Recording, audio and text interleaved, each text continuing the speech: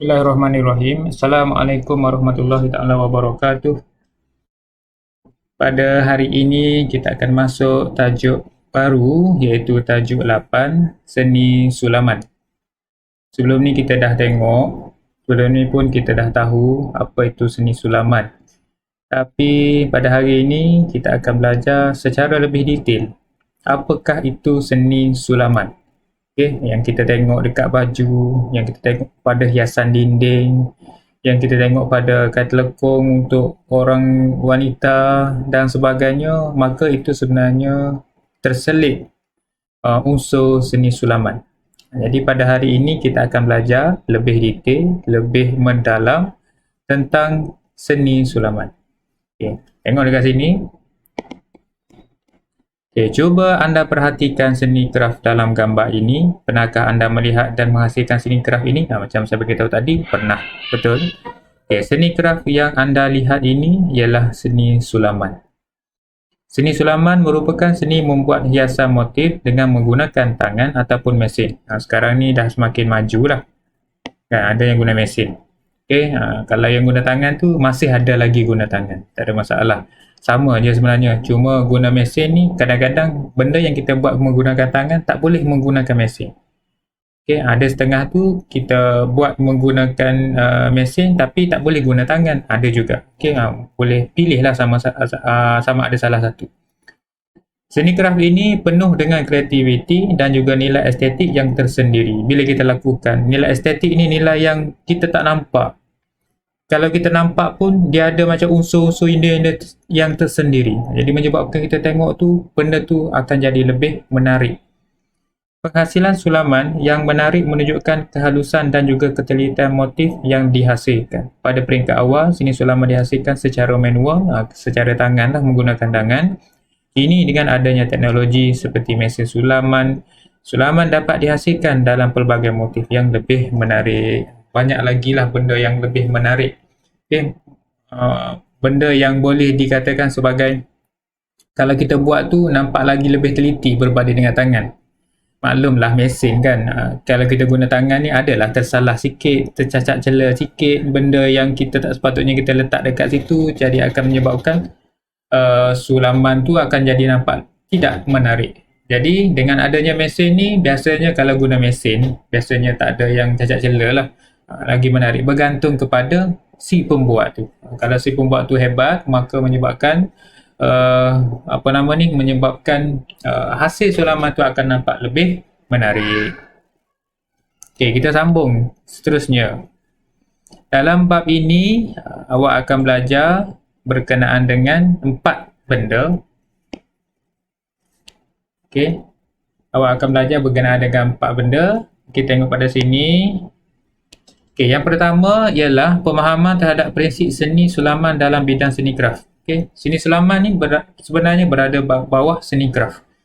Okey, yang kedua, eksplorasi dan juga aplikasi teknik seni sulaman bagi pengukuhan pemahaman terhadap prinsip asas sulaman. Kita akan belajar. Eksplorasi ni akan masuk lebih mendalam lagi. Dan juga aplikasi teknik tu. Nak cuba teknik tu macam mana cara nak buat.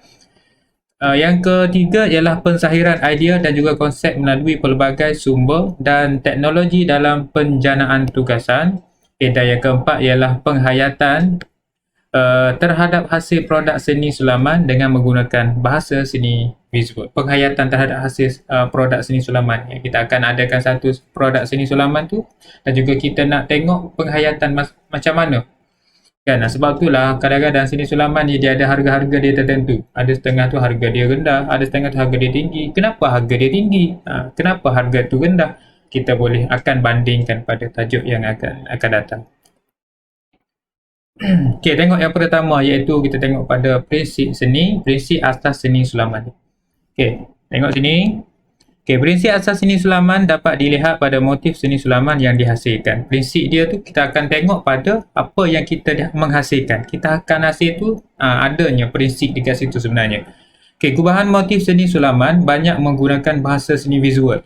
Kita dah belajar ni pada tingkatan 1 bahasa seni visual ni yang mana garisan, okey, jalinan, warna, harmoni, imbangan, kontra, penegasan, irama dan juga pergerakan ini sebenarnya termasuk di dalam bahasa seni visual yang kita dah belajar pada tingkatan 1. Maka kalau kita gabungkan bahasa seni visual dan juga seni sulaman ini, maka seni sulaman itu akan dapat jadi lebih menarik. Okay, tengok pada Rajah 81 ni contoh-contoh prinsip asas seni sulaman. Okay. Tengok yang pertama, perubahan motif menggunakan pelbagai unsur garisan menghasilkan kesan irama dan juga pergerakan. Okay, awak tengok dekat sini, sebenarnya ini ialah semuanya garisan. Okay, garisan, ada yang garisan melengkung, ada yang garisan straight, ada garisan berbentuk segitiga. Okay, ada garisan. Ini ialah semuanya garisan. Bila garisan digabungkan, maka menyebabkan adanya menghasilkan kesan irama dan juga pergerakan, akan nampak lebih menarik. Okey, yang kedua, susunan rupa motif yang seimbang dan juga harmoni memberi kesan kemas pada motif. Okey, kedudukan tu. Okey, susunan tu. Maksudnya bunga ni, okey, contohnya bunga ni kalau letak dekat sini rasanya lebih tidak menarik. Okey, maksudnya bila susunan tu akan jadi lebih menarik dengan keadaan daunnya, dengan keadaan dekat bawahnya macam ni, maksudnya dia akan jadi nampak lebih kemas pada motif tersebut. Okey, tengok yang ketiga, pemilihan warna pada motif sulaman menghasilkan kesan kontra. Okey, contohnya kalau dekat sini yang paling mudah, kita guna berkaitan dengan unsur alam. Okey, contohnya bunga dan juga daun. Kita tengok sini bunga, kebiasaannya bunga warna merah. Okey, daun warna hijau. Jadi perbezaan kontra itu menyebabkan nampak bunga tu akan jadi nampak nampak lebih terang, lebih jelas. Okey, itu kontra. Yang keempat ialah jalinan sulaman mewujudkan kesan penegasan pada motif. Okey, bila ada bunga ini kita guna dengan cara sulaman dan juga kita letakkan bunga dekat tengah tu dengan penegasannya, dengan hasil sulamannya yang pelbagai jenis tu menyebabkan akan naiknya nampak bunga tu nampak lebih jelas. Okey, ini yang keempat. Okey, tengok pada jenis alatan dan juga bahan seni sulaman. Tengok yang pertama. Okey, dekat sini. Okey, seni sulaman terdiri daripada dua jenis, iaitu sulaman tangan dan juga sulaman mesin. Sulaman tangan ialah sulaman yang dihasilkan dengan menggunakan tangan, macam saya bagi tahu tadi lah. Contohnya sulaman benang, sulaman ribbon, sulaman silang pangkah, sulaman tampar dan juga sulaman manik. Sulaman mesin ialah, kat sini, sulaman mesin ialah sulaman yang dihasilkan menggunakan mesin jahit. Contohnya sulaman kerawang. Kerawang ni biasanya orang buat pada kain tudung, kan, kain telekung semayang, ataupun baju kurung dan sebagainya lah. Kebanyakannya lah orang buat lah. Okay, terutamanya kaum wanita. Okay, tengok yang pertama, ini ialah antara contoh-contoh jenis seni sulaman tangan dan juga mesin. Okay, tengok yang pertama. Sulaman benang ni menggunakan benang sulam untuk menghasilkan sulaman. Okey, kita guna benang lah. Ni biasanya pernah nampak ni. Okey, sulaman benang ni biasanya orang nak buat kopiah kan untuk budak-budak ataupun nak buat sarung bantal ke, boleh guna sulaman benang. Okey, yang kedua ialah sulaman ribbon. Menggunakan ribbon untuk menghasilkan motif. Kebanyakannya guna untuk penghiasan hiasan dinding. Okey, bagi nampak lebih cantik. Okey, biasanya orang tak letaklah guna ribbon ni dekat baju. Okay, nampak macam pelik sikit. Okey, seterusnya yang ketiga ialah sulaman tampal menggunakan perca kain dan juga jahitan insan pari. Okey, sulaman tampal. Okey, yang keempat ialah dipanggil sebagai sulaman manik menggunakan pelbagai jenis manik. Ini pun ada juga letak pada baju. Okey, baju terutamanya orang kaum wanita lah, perempuan. Okay, yang kelima ialah sulaman silang pangkah menggunakan kain berpetak dengan jahitan silang pangkah. Okay, ini pun biasanya diletakkan sebagai alat perhiasan lah. Okay, letak perhiasan dekat dinding. Dan yang keenam iaitu sulaman kerawang menggunakan mesin untuk menghasilkan sulaman. Okay, ini ialah sulaman kerawang. Okey, seni sulaman memerlukan alatan dan juga bahan yang sesuai untuk menghasilkan seni sulaman. Okey, tengok kat sini. Yang cantik dan juga menarik, penggunaan alat dan bahan ini mampu menghasilkan seni sulaman yang eksklusif dan juga kontemporari. Berikut ialah alatan dan bahan asas dalam seni sulaman. Bagi yang tak tahu lagi, ini ialah alat-alat dan juga bahan yang asas. Okey, yang pertama ialah jarum. Okey, jarum tapestry dan juga jarum jahit. Okey, ini jarum. Okay, jarum ni ada yang lebih lubang dia kecil dan juga lubang besar. Lubang besar tu biasanya untuk letakkan ribbon, okay, ataupun benang yang lebih bersaiz besar.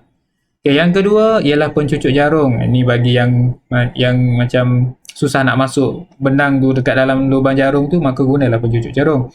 Okay, yang ketiga ialah manik. Okay, yang ketiga ialah manik. Yang keempat ialah benang sulam ataupun jahit. Okay, yang keempat. Yang kelima ialah pen fabric ini biasanya untuk menanda. Okay, pen fabric ini biasanya untuk menanda sebab pen fabric ini dia senang untuk kita tanggalkan. Okay, kalau kita guna marker pen contohnya susah untuk kita tanggalkan bila melekat pada kain tu, kita gunalah pen fabric. Yang keenam ialah alat penebuk kain. Okay, bagi kain yang susah untuk kita masukkan jarum atau benang dan sebagainya, maka kita gunalah alat penebuk kain. Gunting besar dan juga kecil, kain baldu, velvet dan juga satin untuk alas dekat bawah. Seterusnya ram pemidang. Ini biasa kita pernah tengok juga untuk tegangkan kain. Okay, supaya kain tu lebih tegak, maka senanglah kita nak cucuk. Dan satu lagi, lubang tu akan jadi nampak lebih kelihatan pada kain. Itu ialah dipanggil sebagai ram pemidang. Seterusnya ialah ribbon pelbagai warna dan juga mesin jahit sulaman. Ini bagi yang ini bagi yang lebih mahir lah, lebih mahir menggunakan mesin. Okay, itu ialah antara alat dan juga bahan seni sulaman. Okay, kita sambung lagi untuk teknik sulaman ni. Terdapat pelbagai teknik untuk menghasilkan seni sulaman. Teknik-teknik ini dapat menghasilkan pelbagai sulaman bunga. Contohnya bunga sakura, bunga ros dan juga bunga carnation. Seni sulaman ini boleh dihasilkan secara sulaman datar, sulaman timbul dan juga sulaman kerawang. Sulaman datar ni maksudnya straight je lah. Kalau timbul ni kalau kita pegang tu kita akan rasa. Okey, timbul ataupun sulaman kerawang. Okey, tengok antara teknik-tekniknya. Yang pertama ialah bullion, yang kedua ribbon stitch, yang ketiga ialah fringe knot. Okey, yang keempat ialah lazy daisy. Yang kelima ialah jahitan jelujur. Yang keenam ialah chain stitch. Okey, ini ialah ada 6 jenis ataupun teknik menghasilkan seni sulaman. Maka teknik-teknik ini, contohnya teknik bullion ini untuk menghasilkan bunga sakura. Ribbon stitch ni untuk menghasilkan bunga matahari. Sebab kita nak nampak lebih real benda tu. Okay? Ataupun fringe knot ni untuk bunga lavender. Bunga lavender kan dia jenis berbiji-biji nampak yang kecil-kecil bunga tu kan. Untuk buat tu dia tak sesuai untuk kita guna bullion.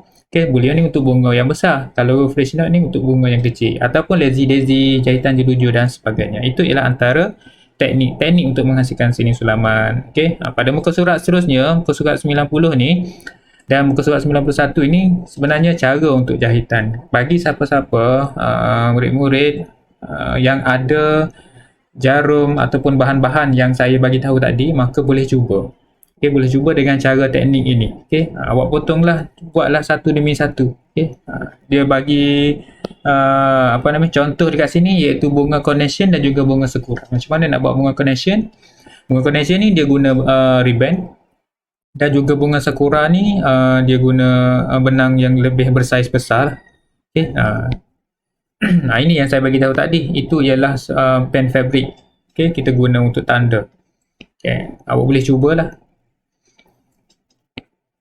Boleh setakat ni.